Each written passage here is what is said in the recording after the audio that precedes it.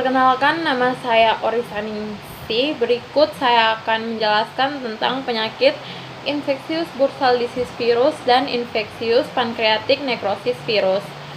Yang pertama, saya akan menjelaskan tentang infectious bursal disease virus yang biasa disebut IBD. IBD ini disebabkan oleh Birna virus. Biasanya ditularkan dari kotoran dan penyebarannya dari inang yang satu ke inang lainnya. Penyebaran penyakit ini sangat cepat dan sulit diberantas. IBD dibagi menjadi dua, yaitu IBD klasik dan VV-IBD. IBD klasik virus dapat menyebabkan tingkat kematian 10-50% dalam kawanan yang terinfeksi, sedangkan VV-IBD dapat menyebabkan 50-100% kematian. Virus ini dapat menular melalui feses unggas yang terinfeksi selama 2-14 hari, dan penularan terjadi secara langsung melalui kontak langsung dan oral.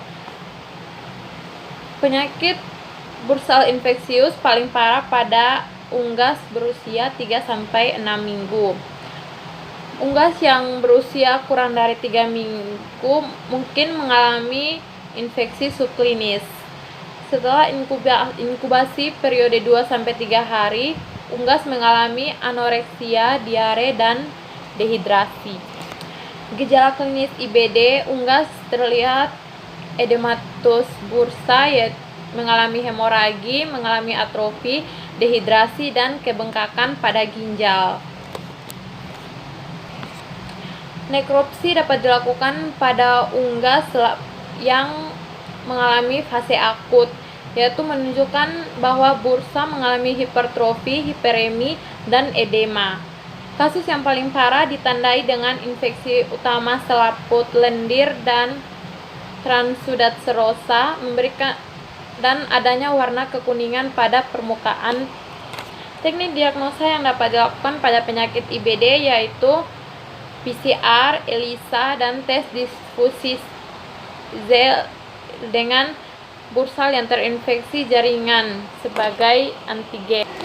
Penanganannya yaitu menjaga hygiene dan sanitasi kandang untuk mengurangi risiko penularan dan dilakukan vaksinasi pada unggas-unggas tersebut. Yang kedua yaitu infectious pancreatic necrosis virus. Etiologinya, infectious necrosis pankreas adalah infeksi virus terutama pada ikan trout dan salmon. Ketika virus menyerang pada ikan trout dan salmon, dapat menyebabkan infeksi akut yang menyebabkan kematian tinggi pada ikan. Penyakit ini kebanyakan sering terjadi pada ikan muda. Dengan meningkatnya usia ikan, infeksi menjadi subklinis. Infeksi ini dapat ditularkan melalui urin, kotoran, dan cairan reproduksi saat bertelur. Ikan yang terkena berwarna gelap dengan perut bengkak dan sering terlihat pucat pada insang. Perdarahan kulit pada permukaan tubuh ventral dan di dasar sirip. Angka kematian bisa berkisar sekitar 10-90%.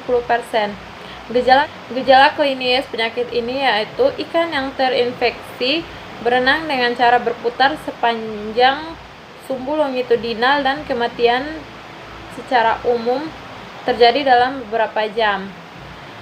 Tanda-tanda klinisnya yaitu hati dan limpa terlihat pucat, hemoragi pada bagian perut, yaitu pada organ dalam yaitu hati, pankreas, usus, dan perut. Diagnosanya dapat dilakukan isolasi virus dalam kultur sel dan juga PCR. Penanganannya dilakukan vaksinasi dan desinfeksi peralatan dengan idiopor, pemusnahan ikan yang terinfeksi, depopulasi, dan sanitasi jika wabah terjadi. Terima kasih.